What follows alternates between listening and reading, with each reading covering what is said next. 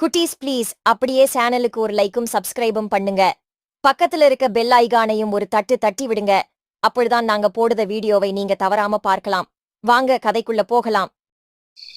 ஒரு காட்டில் மின்மினி பூச்சிகளின் குடும்பம் வாழ்ந்து வந்தது. இளையவரான திவாகர் பூச்சியால் மங்கலான ஒளியை மட்டுமே கொடுக்க முடிந்தது. அவரது உடன்பிறப்புகள் எல்லோரும் பளிச்சென்ற வெளிச்சத்தை கொடுத்தனர். வெளிச்சத்தில் இரவில் மலர்ந்த மலர்கள் பளிச்சென்று ஜொலித்தன. ஆனால் திவாகரால் பளிச்சென்ற வெளிச்சத்தை கொடுக்க முடியவில்லை. அதனால் பூச்சிகளை கவர்ந்திழுக்கவும் அதனால் முடியவில்லை.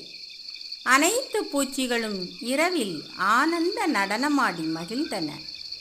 அதை பார்த்த திவாகர் பூச்சி தன்னால் நல்ல ஒளியை கொடுத்து ஆடிப்பாட முடியவில்லையே என்று மிகவும் கவலையுற்றார். பாட்டி நானாவிடம் தன் கவலையை தெரிவித்தார்.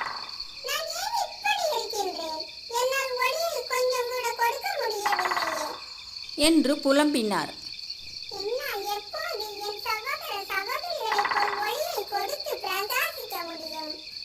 என்று பாட்டியிடம் கூறினார்.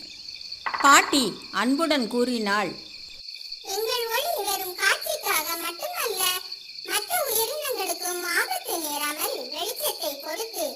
பாதுகாப்பதற்குமே ஆகும்.